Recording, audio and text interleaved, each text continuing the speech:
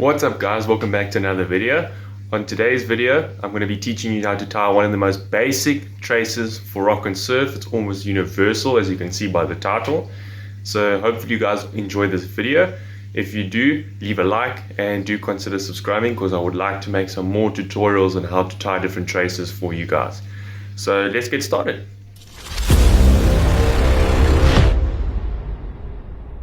Okay guys, so I'm going to be tying on top of my H-frame right here, just so you can make it easy for you guys to see what I'm doing.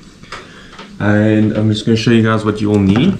So the reason why I say this is one of the most universal traces that you can tie is in the fact that you can alter it in so many different ways for so many different fishing purposes, different fish species.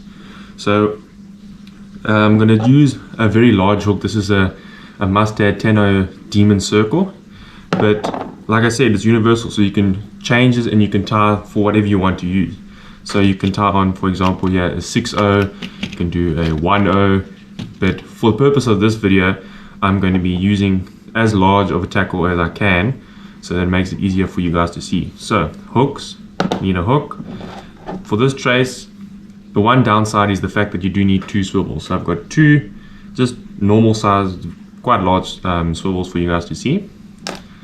And your sinker, I'm just using a 2 ounce. I just grabbed out my tackle box, and just some really, okay, for this video purpose, thick line. But as I said, this is universal, so depending on what you guys are fishing for, if you want to fish for something like cob, you're going to be using thicker line like this. I think this is 22 kilo. But if you want a thick leader for something like that, or for punskop, and you're fishing very reefy areas for large fish, then you're going to have your thicker line. But if you're fishing for something like bronze bream or stone bream that are a little bit more skittish, then you can use a thinner leader. But for this purpose, I'm just using a thick leader so that hopefully you guys can see all the knots and what I'm tying. Okay, then just some pair of scissors just to help cut your leader. So the way I like to start is I'm going to trim this tag and make it a bit shorter. Okay. So a trick that I use when I measure my traces is I don't measure physically with centimeters. This leader is 30 centimeters long, this is 20 centimeters long and whatnot. But basically what I do is I use these clips that are on your spools.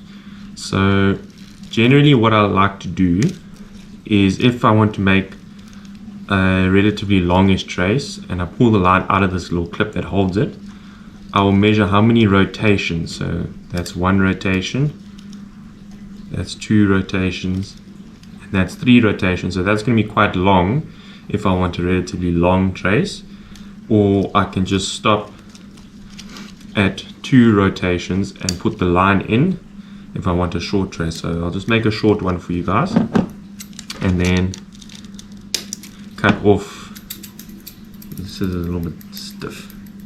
Cut off however much I need. That way, generally, I've got the same length every time, and I don't have to have some tape measure or something to measure out my trace. So I'm just going to tie the hook on first. So just one swivel, your hook, and I'm going to move these out the way, and your leader. So just starting off with the hook. There's obviously many different knots that you can use. For this video, I'm just going to use one of the most easiest knots, which is the figure 8. So what you do, put the line through the eye of the hook, fold it back, and bring the line over and pinch it between your fingers.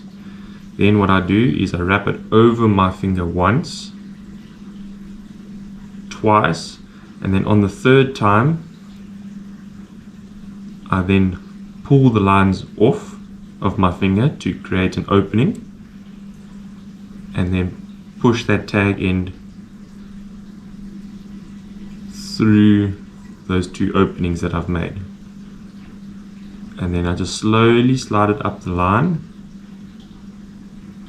holding onto that tag end.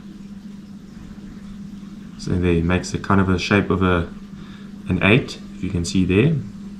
Okay, then just lubricate it, and then slowly slide it down towards the hook, and you can pull it tight. Okay, then you can trim your tag end off. So that's what you're going to be dealing with. This is going to be a tray for your hook.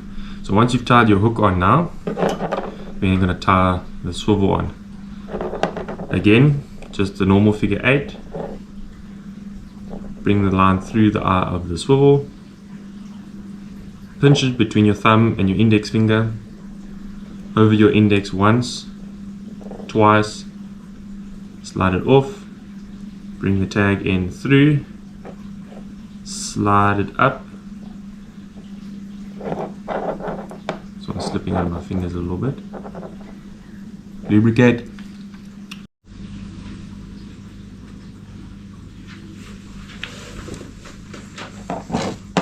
Okay, so you've pulled the knot down tight now.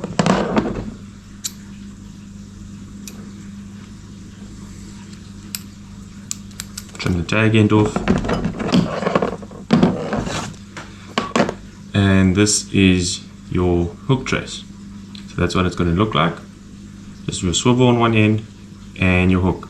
Like I said, whatever size hook you want to use, if you want to use a 1/0, 2/0, 6/0, 10/0. And then what you can also do if you're fishing in the reefs and you're scratching for things like bluefish, you can put that little float just above your hook. So what you do then is just before you tie your hook or your swivel on, just slide that little float on and you'll have that ready to go. Then for your sinker, again just pull the line off. I'm just going to make it a little bit longer this time, so I'm going to do 3 rotations of the spool and clip the line in like that. Then what I'm going to do from here, again tie on your swivel using the same figure of 8.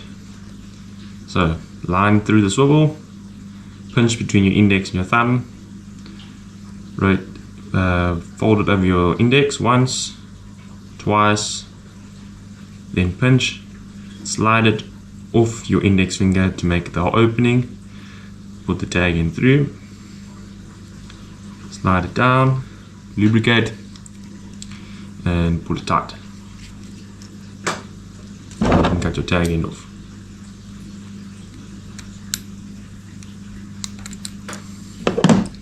Now what you do differently is you can obviously have your sinker length however you want it. I generally sometimes fish it longer than my trace. Some people prefer their trace longer than their sinker trace. But then what you can do, obviously whatever size sinker I'm just using a 2 ounce here for this video, but you can put your 6, your 8, your 1, however light or heavy you're fishing. Then there's 2 ways of tying your sinker on. What you can either do is take the end of the line, thread it through the eye of the sinker and tie something like a figure 8, like that. But what I like to do is fold the line and grab it between my index and my thumb, you make it a bit longer. I then take the other end and just make a half hitch. So what I do, bring the folded end across, over and through this loop that you make, and I pull it tight, but I try and almost force the knot towards the tag inside, so I make this loop bigger. Lubricate again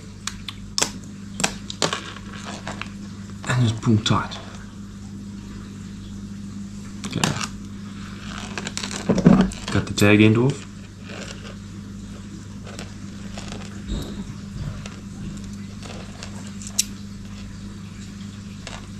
Cut the tag end off like that.